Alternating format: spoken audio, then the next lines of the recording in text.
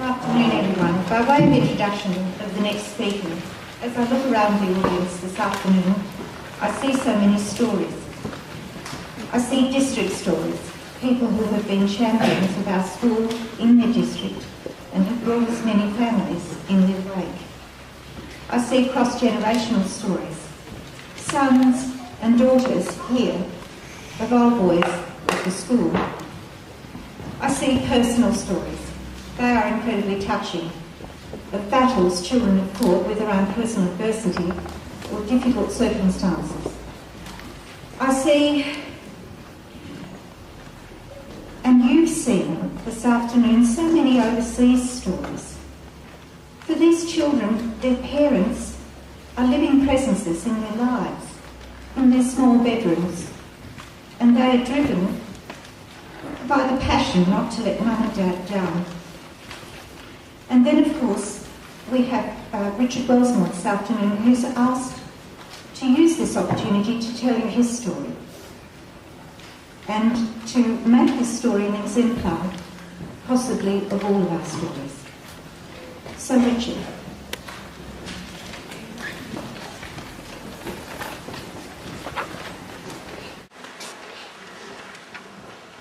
Thank you very much, and thank you for giving me the opportunity to say a few words.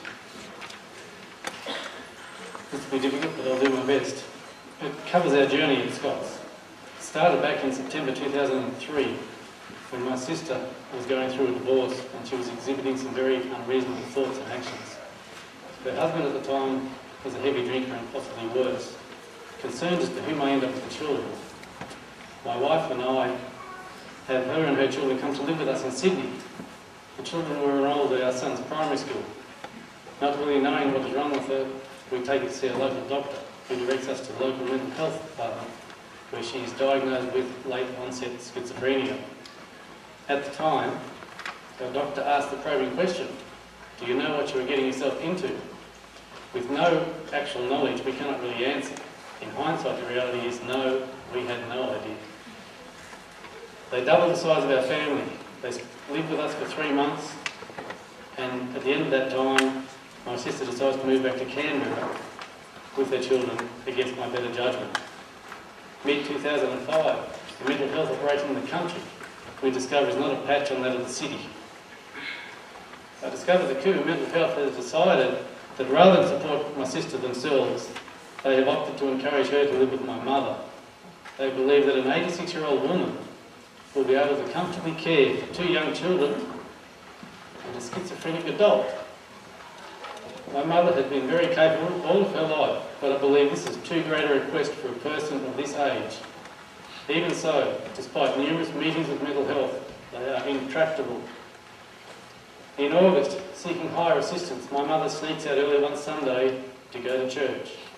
On the way, there is a car accident and she ends up in hospital. My sister has informed the hospital that she is the carer and says let her out so she can come home. I know that this is the other way around, and I ask the hospital to look after her until I can pick her up. Thankfully they oblige, and she comes to live with us for 6 weeks to recuperate. That accident has really knocked my mother for 6. Previously she has started to exhibit mild dementia, but after the head injury sustained in the accident, this advances rapidly. In her own words, she says, I don't know what has happened, but my mind has just gone. August 2007, my mother's back in Kerma but struggling to live independently in her home. Help is enlisted from community nurses and other organisations. Meanwhile, my sister wishes to lump herself and the children on my mother again. I realise I simply cannot allow this to happen. At the same time, there are daily ads on TV portraying rescuing children from despair in other parts of the world for as little as $25 a month. I watch these and I am struck. Here are 2 children needing help in my own backyard. With the thought of doing something, I instigate meetings with Cougar Mental Health and docs. Thankfully, despite the media portrayal of docs at the time, they are supportive and far better than mental health. It is agreed by mental health that they will care for Karen if I care for the children. I did not realise at the time how hollow this promise actually was.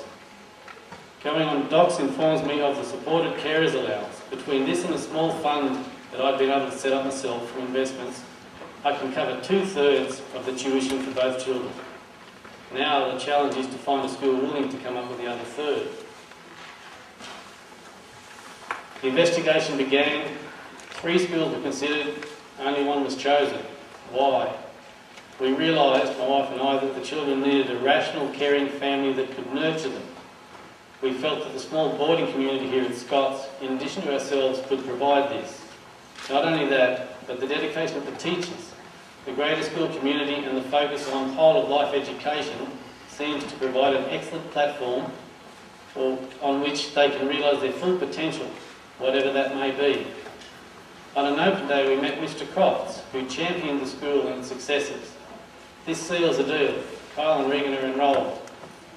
Having come from a dysfunctional family with little or no discipline, it is a shock to them initially, but thankfully they are caught early enough. They adapt and relish the opportunities presented to them.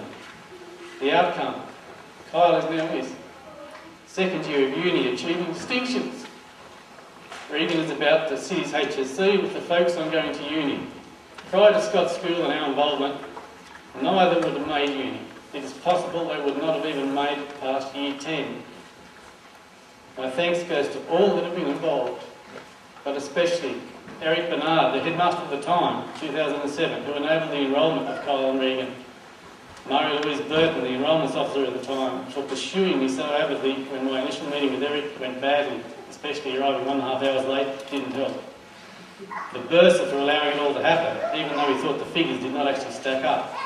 Mr Gates for keeping the ship on course and pursuing the Presbyterian values and ethos of education and life.